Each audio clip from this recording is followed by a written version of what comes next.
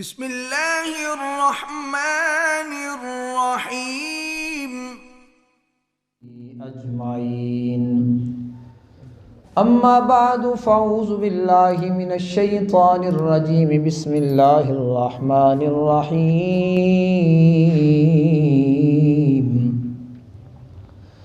والسابقون الاولون من المہاجرین والانصار والذین اتبعوهم بإحسان رضی اللہ عنہم ورضوا عنہ آمنت باللہ صدق اللہ نہایت واجب الاحترام معزز محتشم سامعین و حاضرین، جمادی الثانی کا آغاز ہو چکا ہے اور یہ مہینہ حضور نبی کریم صلی اللہ علیہ وآلہ وسلم کے جانثار، یار غار، یار مزار حضرت سیدنا صدیق اکبر رضی اللہ تعالیٰ عنہ آپ کے نام سے منسوب ہے، لہٰذا آپ رضی اللہ تعالیٰ عنہ کی بارگاہ میں نذرانہ عقیدت پیش کرنے کے لیے آج کے جمعے کا عنوان حضرت سیدنا صدیق اکبر رضی اللہ تعالیٰ عنہ کے فضائل قرآن و حدیث کی روشنی میں آپ کے سامنے عرض کرنے ہیں۔ دعا ہے خالق کائنات ہمیں ایسی ہستی کے نقش قدم پر چلنے اور جو اللہ نے ان کو حضور نبی کریم صلی اللہ علیہ وآلہ وسلم کا عشق عطا فرمایا، ہمیں بھی اس کا وافر حصہ عطا فرمائے۔ حضرات محترم، صحابی ہونا یہ ایک ایسی نسبت ہے جو حضور نبی کریم صلی اللہ علیہ وآلہ وسلم کا زمانہ پانے والے کو نصیب ہوئی، اور سوال یہ ہے کہ کیا حضور کا جس نے زمانہ پایا ہر وہ بندہ صحابی ہے؟ تو اس کے حوالے سے علماء نے فرمایا کہ جس نے حالت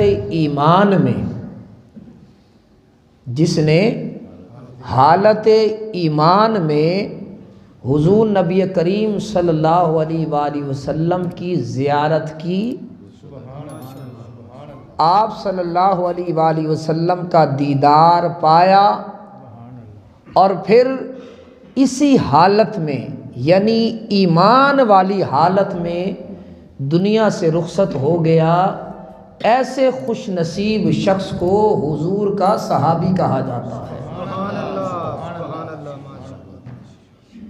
گویا یہ شرف عام نہیں ہے بلکہ بڑا خاص ہے،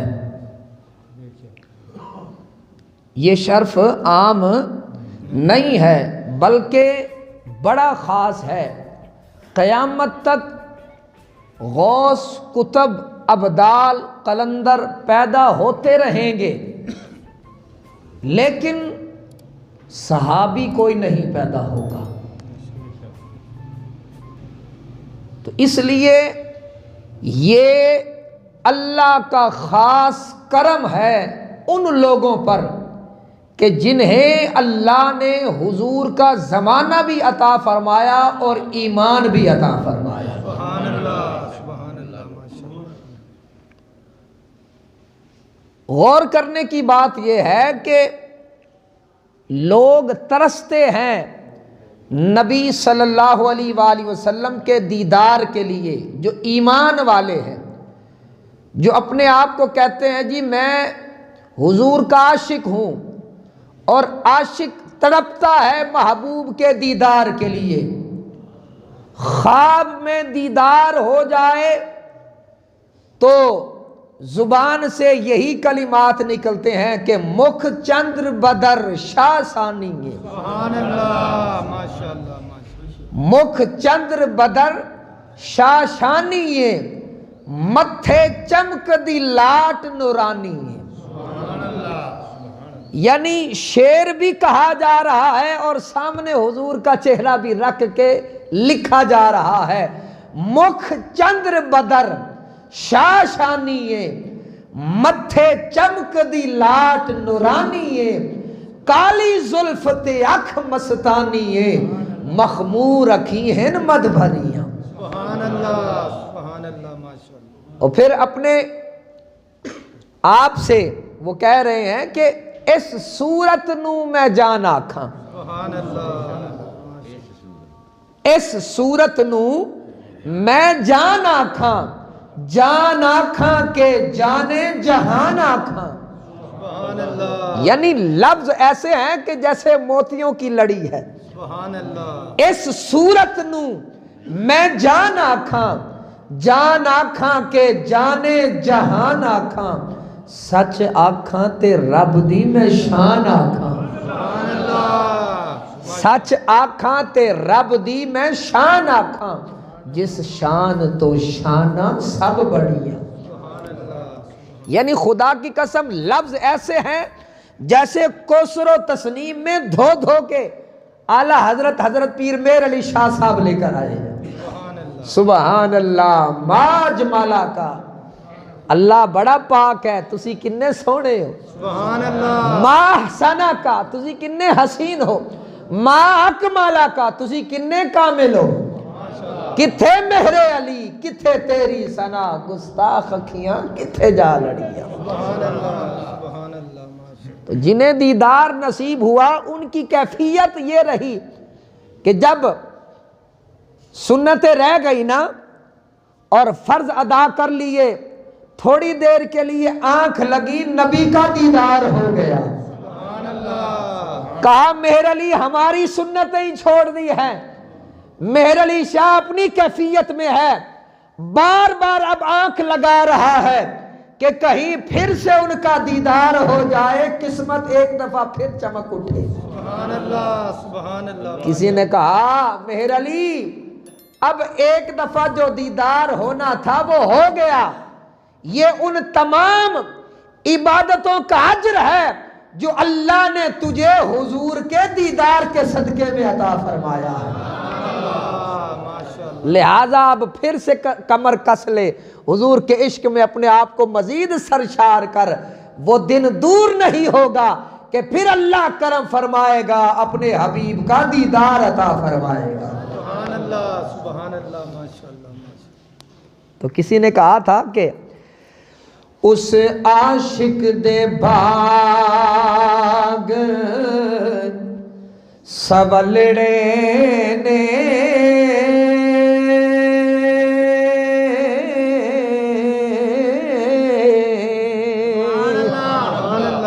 جنوں روز حضور دی دید ہوندی، او جدوں روز حضور دی دید ہوندی، دیوانیاں دی فرید ہوندی، سچ سنیا نیازی سیانیاں تو دولت نال نی شان خرید ہوندی، او دا کرم ہووے گل بندی ہے، او دا کرم ہووے گل بندی ہے، ایویں نہیں فرید فرید ہوندی۔ نعرہ تکبیر، نعرہ رسالت، نعرہ حیدری، نعرہ غوثیہ۔ اس لیے نبی کریم صلی اللہ علیہ وآلہ وسلم کے یہ خوش نصیب صحابہ ہیں کہ جنہیں صبح بھی میرے نبی کا دیدار ہوتا ہے، شام بھی حضور کا دیدار ہوتا ہے۔ سبحان اللہ، ماشاءاللہ، ماشاءاللہ۔ اس لیے اللہ نے یہ جو حضور کے صحابہ کا گروہ ہے، اللہ نے ان سب کے بارے میں فرمایا رضی اللہ عنہم ورضوا عنہ، فرمایا سنو یہ کوئی عام لوگ نہیں ہے، اللہ ان سے خوش ہو گیا ہے اور یہ اللہ سے خوش ہو گئے ہیں۔ سبحان اللہ، ماشاءاللہ ماشاءاللہ۔ میں اور آپ اللہ کی عبادت کیوں کرتے ہیں؟ کہ اللہ راضی ہو جائے۔ حج ادا کرنے والا اتنی مشقت محنت کرتا ہے، اتنی دور سے وہ جاتا ہے، حرم پاک کے اندر طواف کرتا ہے، سعی کرتا ہے، کبھی مینا میں کبھی عرفات میں، جگہ جگہ جاتا ہے، اپنے آپ کو تھکاتا ہے۔ کس لیے یہ سارے کام کر رہا ہے؟ کوئی حاجی سے جا کے پوچھے، حاجی یہی کہتا ہے کہ اللہ کرم فرمائے، اللہ ہم سے راضی ہو جائے۔ ارے زکوٰۃ ادا کرنے والا اتنا ہاتھ فراغ کر دیتا ہے، جو بھی آ رہا ہے اس کو دے رہا ہے، بھائی میرے لیے دعا کرنا۔ کیا دعا کروں؟ کہتا ہے کہ اللہ مجھ سے راضی ہو جائے۔ سخی سخاوت کس لیے کر رہا ہے؟ کہ اللہ راضی ہو جائے۔ لیکن یہ گروہ ایسا گروہ ہے جسے میرے نبی کا دیدار نصیب ہوا، جنہیں صحابہ کہا جاتا ہے، یہ ایسے لوگ ہیں کہ اللہ قرآن کے اندر گواہی دے رہا ہے اور سند دے رہا ہے، اے حضور کے خوش نصیب صحابہ، تمہیں مبارک ہو، تمہیں اللہ اپنی رضا کا تمغہ اور سرٹیفکیٹ دے رہا ہے، اور قیامت تک کے لیے سند بنا دی۔ فرمایا میرے نبی کا جو جو صحابی ہے اللہ اس سے راضی ہے۔ سبحان اللہ۔ یہ جتنے بھی حضور کے صحابی ہیں جو آخری دم تک ایمان کی حالت میں رہے اور ایمان کی حالت لے کر دنیا سے چلے گئے، ان میں سے ہر صحابی کے لیے یہ رضا کا تمغہ کس نے دیا ہے؟ بولو نا۔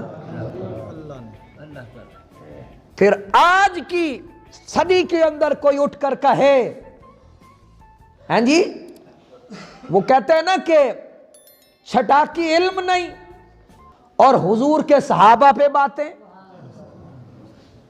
کہ جناب وہ صحابی نہیں یا وہ صحابیت کے اہل نہیں، بھائی تو اپنا علم اپنے پاس رکھ، ان کو رضا کا تمغہ تو نے اور میں نے نہیں دیا بلکہ اللہ نے دیا ہے۔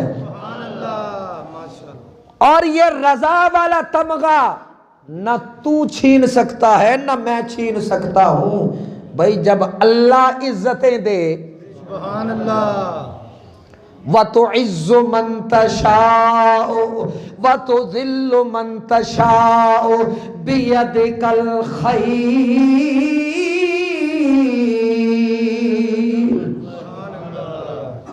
جسے چاہے تو عزتیں دے، جسے چاہے تو ذلتیں دے، ہر خیر تیرے ہاتھ میں ہے، اور بے شک تو ہر چیز پر، اللہ ہر چیز پر کیا ہے؟ قادر ہے، اور قادر ایسا ہے کہ قادر مطلق ہے، کوئی اسے مجبور کرنے والا، اس کی بادشاہت، وہ اکیلا بادشاہ ہے، جس کو چاہے عزتیں بانٹے، جس کو چاہے ذلتیں بانٹے۔ ہر خیر اور شر کا مالک کون ہے؟ بولو کون ہے؟ اللہ۔ جب اللہ عزتیں دے تو پھر آج کا مولوی ایسے سڑتا رہے، ایسے جلتا رہے، جناب والا وہ صحابی یہ تھا، وہ صحابی یہ تھا، بھائی غلطی ہر ایک سے ہو سکتی ہے، سوائے انبیاء اور فرشتوں کے باقی ہر ایک سے خطا ہو سکتی ہے۔ دوسری بات یہ ہے خطا تو ہو سکتی ہے، اب اس کا فیصلہ کس نے کرنا ہے؟ میں نے کرنا ہے؟ بولو نا، یہ اللہ نے کرنا ہے۔ ہاں تاریخ پڑھیں، تاریخ میں بہت سی باتیں ہیں، اور پھر ایسی باتیں کہ فضائل والی بھی ہیں، فضائل والی بھی ہیں، نقائص والی بھی ہیں، نقص بھی نکالے گئے، غلطیاں بھی نکالی گئیں۔ فیصلہ کس نے کرنا ہے؟ اللہ نے 14 صدیاں یا 1450 صدیاں کے بعد ہم کہیں، 1400 سال کے بعد ہم کہیں کہ جناب والا میں ترازو لے کر کھڑا ہو جاؤں اور صحابی کے بارے میں بولوں؟ وہ کہتے ہیں نا ذات دی کوڑ کلی تے چھتیرا نو جفے، یہ حال ہوا ہمارا۔ اس لیے حضور کے صحابہ کے بارے میں جتنی بھی مشاجرات ہیں، جتنی بھی باتیں ہیں، اس حوالے سے کف اللسان کا حکم ہے، اس زبان کو تالا لگاؤ، افراط و تفریط کا شکار نہ ہونا۔ کسی بھی صحابی کے نقائص بیان کرنا شروع کر دو اور کہو جناب وہ ایسے تھے، وہ ویسے تھے، یا اسی طرح فضیلت کے حوالے سے جناب والا ایسے ایسے فضائل خود سے گھڑ کے بیان کرنا شروع کر دو، افراط والا بندہ بھی گھاٹے میں ہے، اور تفریط والا بندہ بھی، بڑھانے والا بندہ بھی گھاٹے میں ہے، اور نقائص گھٹانے والا بندہ بھی۔ اس لیے حضور کے صحابہ کی تعریفیں کیا کرو، سبحان اللہ، بلند آواز سے پکارو نا سبحان اللہ۔ خاص طور پر حضرت سیدنا صدیق اکبر رضی اللہ تعالیٰ عنہ،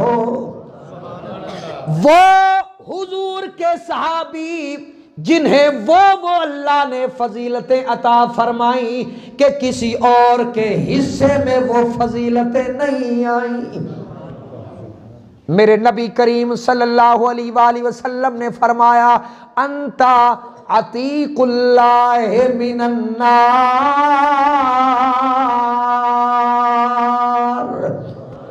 اے میرے صدیق، اللہ نے تجھے آگ سے محفوظ کر دیا ہے، آگ سے بچا لیا ہے، اس لیے آپ کا ایک لقب عتیق ہے۔ کیا ہے بولو؟ عتیق ہے، اور دوسرا مشہور لقب صدیق ہے۔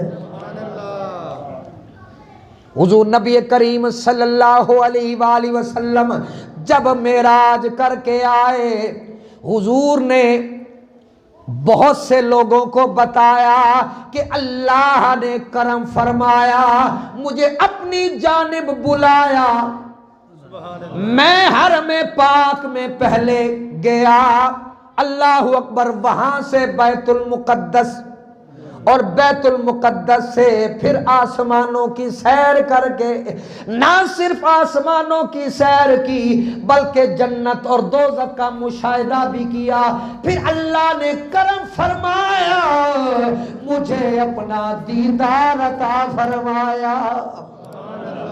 حضور نے جب سب کے سامنے یہ بات کی، کفار مکہ ہنسنے لگ پڑے، انہیں تو موقع چاہیے تھا کہ ہم کسی نہ کسی طرح آپ صلی اللہ علیہ وآلہ وسلم کا مذاق اڑائیں، معاذ اللہ آپ کی تذلیل کریں، لوگوں کے سامنے بے عزتی کریں، لیکن جسے اللہ عزت عطا فرمائے، جس کا رکھوالا خود رب تعالی ہو،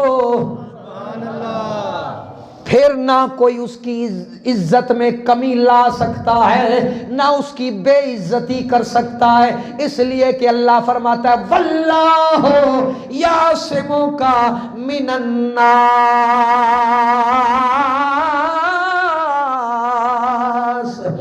اللہ، اے نبی، اللہ آپ کو لوگوں سے محفوظ فرمائے گا، آپ کی حفاظت فرمائے گا۔ حضرات محترم، جب میرے نبی کریم صلی اللہ علیہ وآلہ وسلم نے معراج کا قصہ بتایا، ابو جہل سیدھا گیا سیدنا صدیق اکبر رضی اللہ عنہ کے پاس، کہنے لگا کہ اے صدیق، ایک بات، اے ابو بکر، ابھی صدیق لقب نہیں ہے، اے ابو بکر یہ بتا کہ کوئی شخص یہ کہے کہ میں راتوں رات حرم میں گیا، حرم سے بیت المقدس میں گیا اور راتوں رات میں آسمانوں کی سیر کر کے اللہ کا دیدار کر کے آ گیا، کیا تو مان لے گا؟ کیا تو مان لے گا؟ حضرت سیدنا صدیق اکبر رضی اللہ عنہ نے فرمایا عقل کا تقاضا یہ ہے کہ یہ بات عقل میں نہیں آتی۔ کہنے لگا پھر سن، تیرے یار نے سبحان اللہ، ماشاء اللہ، محمد نے یہ دعویٰ کیا ہے کہ میں راتوں رات اللہ اکبر بیت اللہ سے بیت المقدس گیا، بیت المقدس سے سارے آسمان تھلے میرے مدنی دی بلے بلے، اللہ اکبر، اللہ کا دیدار کر کے آیا ہوں۔ سیدنا صدیق اکبر رضی اللہ عنہ نے برملا کہا، اے ابو جہل، کوئی اور کہتا تو صدیق نام مانتا، لیکن جس کے لیے یہ کہہ رہا ہے وہ بالکل سچ فرما رہا ہے۔ نعرہ تکبیر، اللہ، نعرہ رسالت، نعرہ حیدری، نعرہ غوثیہ۔ نہیں جاندا زمانہ عظمت صدیق دی، نہیں جاندا زمانہ عظمت، ذرا گونج پہ جائے، کوئی زبان خاموش نہ رہے، آپ دی بارگاہ دے اندر اپنی محبت دا اظہار کرو۔ نہیں جاندا زمانہ عظمت دی، نہیں جاندا زمانہ عظمت، پوچھو رسول پاک تو قیمت صدیق دی، پوچھو رسول پاک تو قیمت، عرشاں دا لاڑا ٹھکے آئے ویڑے صدیق دے، عرشاں دا لاڑا ٹھکے آئے ویڑے صدیق دے، کہندے فرشتے ہون گے ویکھو عظمت صدیق دی، تے سب کچھ نثار کیتا چھڈی سوئی بھی نہیں، سب کچھ نثار کیتا چھڈی سوئی بھی نہیں، اسلام نو جدوں پئی ضرورت صدیق دی، اسلام نو جدوں پئی ضرورت صدیق دی، نہیں جاندا زمانہ عظمت صدیق دی۔ اللہ اکبر۔ جب میرے نبی کریم صلی اللہ علیہ وآلہ وسلم کو یہ پتہ چلا کہ میری تصدیق کرنے والا کوئی اور نہیں، میرا یار ہے، میرا صدیق ہے، میرے نبی کریم صلی اللہ علیہ وآلہ وسلم نے فوراً جو لقب عطا فرمایا وہ کیا تھا؟ فرمایا میرا یار صدیق ہے، سب سے سچا، سبحان اللہ، بلندوان اللہ کو نا سبحان اللہ، سب سے سچا میرا یار جس کا نام کیا ہے؟ صدیق ہے۔ اور پھر حضور نبی کریم صلی اللہ علیہ وآلہ وسلم احد پہاڑ کے اوپر سرکار تشریف لے گئے، سرکار کے ساتھ حضرت ابو بکر بھی ہیں، حضرت عمر بھی ہیں، حضرت عثمان بھی ہیں۔ جب میرے نبی کریم صلی اللہ علیہ وآلہ وسلم نے احد پہاڑ کے اوپر قدم رکھا نا تو احد پہاڑ وجد میں آ گیا۔ سبحان اللہ، اس گل تے بلند وانا لاکھو سبحان اللہ۔ سبحان اللہ، خدا دی قسمیں حضور نبی کریم صلی اللہ علیہ وآلہ وسلم دی ہستی او ہستی ہے کہ کائنات دی کوئی بھی شے ایسی نہیں کہ جیڑی نہ چاندی ہوئے کہ سرکار دے قدم میرے وال لگ جان۔ سبحان اللہ، یہاں تک کہ محدثین فرماتے ہیں کہ جب میرے نبی کریم صلی اللہ علیہ وآلہ وسلم نے جب معراج کی رات گئے نا عرش کے اوپر قدم رکھا سبحان اللہ، تو عرش نے حضور کا دامن پکڑ لیا۔ آئے ہو تو کتنے چل رہے ہو؟ سبحان اللہ، ماشاءاللہ، اللہ اکبر۔ کتب حدیث میں یہ حدیث موجود ہے کہ عرش نے حضور کا دامن پکڑ لیا۔ کیوں پکڑا؟ اس لیے کہ سرکار تو رفتار سے جا رہے تھے نا، سبحان اللہ، سبحان اللہ، تو عرش نے بھی حضور کی بارگاہ میں عرض کیا ہوگا اتنی بھی جلدی کیا ہے ذرا ٹھہر جائیے، اتنی بھی جلدی کیا ہے ذرا ٹھہر جائیے، ساری عمر گزار کے پائی ہے یہ گھڑی۔ تو عرش نے بھی حضور کا دامن پکڑ لیا، اور حضور علیہ الصلوۃ والسلام سرکار دو عالم نبی کریم صلی اللہ علیہ وآلہ وسلم سے نسبت رکھنے والی ہر شے، یہ دنیا ہو یا دنیا و معافی، جتنا بھی اس کے اندر ہے ہر چیز حضور کی امت میں شامل ہے۔ سبحان اللہ، کیا امتی کا دل نہیں کرتا کہ سنا ہے آپ ہر عاشق کے گھر تشریف لاتے ہیں، میرے گھر میں بھی ہو جائے چراغاں یا رسول اللہ۔ سبحان اللہ، ماشاءاللہ، ہر چیز کی خواہش ہے۔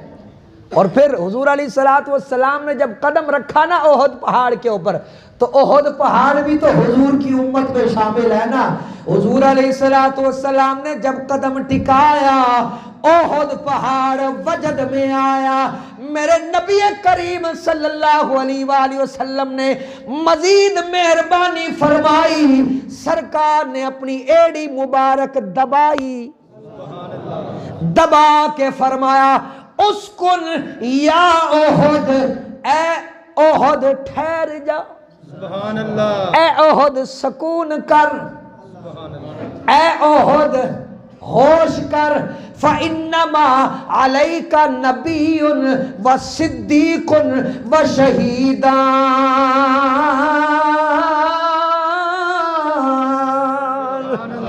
فرمایا اے احد ٹھہر جا، اس لیے کہ تیرے اوپر ایک نبی کھڑا ہے، ساتھ اس کے صدیق کھڑا ہے، اور ساتھ اس کے 2 شہید کھڑے ہیں۔ سبحان اللہ، ماشاءاللہ، ماشاءاللہ، سرکار نے اس وقت بھی جو لقب حضرت ابو بکر صدیق رضی اللہ عنہ کو عطا فرمایا وہ کیا تھا؟ صدیق۔ حضرت عمر اور حضرت عثمان کے بارے میں فرمایا شہیدان، فرمایا ابھی شہید نہیں ہوئے، حضور پہلے سے بتا رہے ہیں کہ ان کو شہید کیا جائے گا، یہ درجہ شہادت پر فائز ہوں گے۔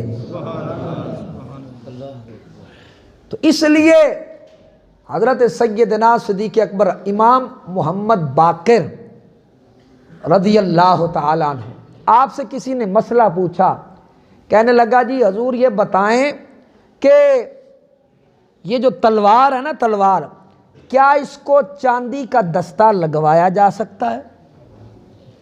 تلوار کو چاندی کا دستہ لگوایا جا سکتا ہے؟ فرمایا ہاں۔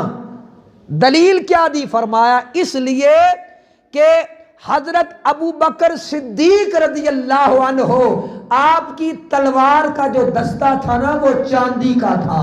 سبحان اللہ، امام محمد باقر رضی اللہ تعالیٰ عنہ، آپ سے یہ مسئلہ پوچھا گیا، فرمایا ابو بکر صدیق رضی اللہ عنہ ان کی جو تھی نا تلوار، اس کا دستہ، بولو نا، اس کا دستہ چاندی کا تھا۔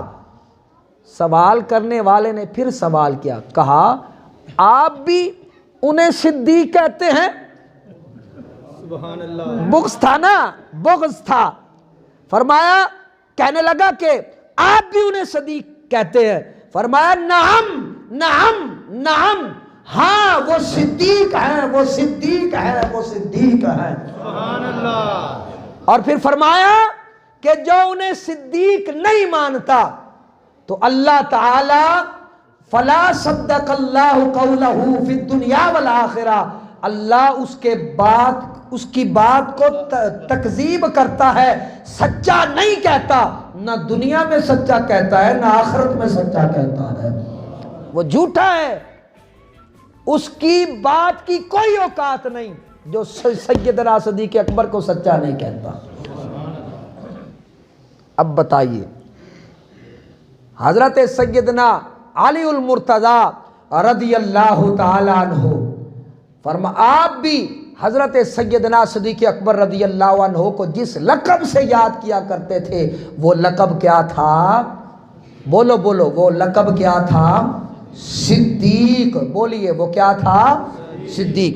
حضرت سیدنا صدیق اکبر رضی اللہ عنہ، جنہوں نے اپنی ساری زندگی جب سے حضور پر ایمان لائے اس وقت سے لے کر اپنے زندگی کے آخری سانس تک حضور کے عشق کے نام کرتی تھی۔ سبحان اللہ۔ بلند آواز سے پکاریے نا سبحان اللہ۔ اور یہ وہ واحد ہستی ہیں،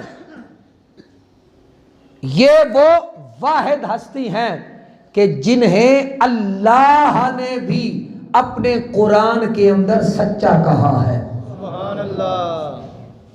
حضور کے صحابہ میں سے فرمایا والذی جاء بالصدق وصدق بہ، فرمایا وہ شخص جو سچ لے کر آیا اور وہ ذات کہ جس نے اس سچ کی تصدیق کی۔ مفسرین نے فرمایا کہ جو سچ لے کر آنے والا ہے وہ میرا اور تیرا نبی ہے، اور جس نے اس سچ کی تصدیق کی ہے وہ سیدنا صدیق ہے۔ وہ کون ہے؟ وہ سیدنا، قرآن مجید بولا ثانی اثنین اذ ہما فی الغار اذ یقول لصاحبہ لا تحزن ان اللہ معنا، فرمایا دونوں میں سے دوسرا اذ یقول لصاحبہ، جب اس نے اپنے ساتھی سے فرمایا لا تحزن ان اللہ معنا، کیوں غم کرتا ہے؟ غم نہ کر، ان اللہ معنا، اللہ ہمارے ساتھ ہے۔ سبحان اللہ۔ اللہ ہمارے، یہ آیت پڑھنے کے بعد، سننے کے بعد آپ کے ذہن میں فوری طور پر غار والی بات آئی ہوگی، ایسے ہی ہے؟ کہنے والا کون ہے؟ میرا اور تیرا نبی صلی اللہ علیہ وآلہ وسلم، اور جس کو کہا جا رہا ہے وہ کون ہے؟ وہ میرے نبی صلی اللہ علیہ وآلہ وسلم کا یار غار۔ کس کا نام ہے؟ سیدنا صدیق اکبر رضی اللہ تعالیٰ عنہ۔ فرمایا میرے صدیق غم نہ کر۔ اب اس کا پس منظر کیا ہے یہ بھی سن لیجئے۔ میرے نبی کریم صلی اللہ علیہ وآلہ وسلم جب ہجرت کر کے اللہ کے حکم سے، اور پھر اللہ نے فرمایا تھا کہ اللہ آپ کو حکم دیتا ہے اس ہجرت میں جو آپ کا ساتھی ہوگا وہ کوئی اور نہیں ہوگا، وہ صدیق اکبر ہوگا۔ سبحان اللہ۔ وہ صدیق اکبر ہوگا۔ میرے نبی کریم صلی اللہ علیہ وآلہ وسلم اپنے یار غار کو ساتھ لے کر، میں کوئی زیادہ تفصیل میں نہیں جاتا، سرکار یار غار کو لے کر بچتے بچاتے، کفار کی آنکھ سے بچتے بچاتے غار ثور کے اندر چلے گئے۔ ادھر کفار مکہ نے اعلان کر دیا کہ جو محمد صلی اللہ علیہ وآلہ وسلم کو پکڑ کر لے کر آئے گا اسے 200 اونٹ دیے جائیں گے، جو صدیق کو پکڑ کر لے کر آئے گا اسے 100 اونٹ دیا جائے گا۔ حضرات محترم، لوگ تلاش میں نکل پڑے، کوئی ادھر نکل پڑا، کوئی ادھر نکل پڑا، حتیٰ کہ چلتے چلتے لوگ غار کے منہ پر آ گئے، غار کے منہ پر آ گئے۔ اللہ نے ایک پرندے کو حکم دیا، غالباً فاختہ کہا جاتا ہے، اس نے غار کے منہ پر انڈے دے دیے تاکہ لوگوں کو پتہ چلے کہ اندر کوئی انسان موجود نہیں ہے۔ ایک مکڑی کو حکم دیا گیا کہ تو جالا بنا دے تاکہ پتہ چلے کہ اندر کوئی گیا نہیں ہے، اگر کوئی اندر گیا ہوتا تو یہ جالا نہ ہوتا۔ حضور نبی کریم صلی اللہ علیہ وآلہ وسلم اندر موجود ہیں۔ حضرت سیدنا صدیق اکبر رضی اللہ تعالیٰ عنہ، آپ نے جب ان کے قدموں کی آہٹ سنی پریشان ہو گئے، باتوں کی آوازیں سنی پریشان ہو گئے، اور نیچے سے پاؤں نظر آ رہے ہیں، سبحان اللہ، پریشان ہو گئے۔ پریشانی کی عالم میں حضور نبی کریم صلی اللہ علیہ وآلہ وسلم کی بارگاہ میں اپنی پریشانی کا اظہار کیا، یا رسول اللہ اگر یہ نیچے ہو کر دیکھ لیں گے تو ہم نظر آ جائیں گے، ہم نظر آ جائیں گے، ہمیں یہ پکڑ کر لے کر چلے جائیں گے۔ حضور نبی کریم صلی اللہ علیہ وآلہ وسلم نے جو لفظ کہے، میں وہ لفظ آپ کو بتا دینا چاہتا ہوں، سنیے اور اپنا ایمان تازہ کیجئے۔ سرکار نے فرمایا ما ظنک یا ابا بکر باثنین اللہ ثالثہما، فرمایا اے ابو بکر ان دو کے بارے میں تیرا کیا خیال ہے جن کے ساتھ تیسرا اللہ ہے۔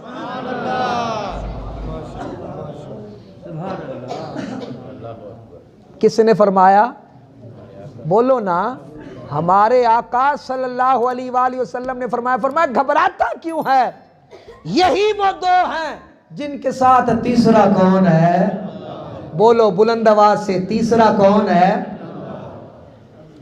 حالانکہ اللہ تیسرا نہیں ہے، اللہ کو ہم کیا کہتے ہیں؟ اللہ پہلا ہے۔ اللہ کو تو یہاں کہنا چاہیے تھا اللہ پہلا ہے، پھر باقیوں کی باری بعد میں، مخلوق بعد میں۔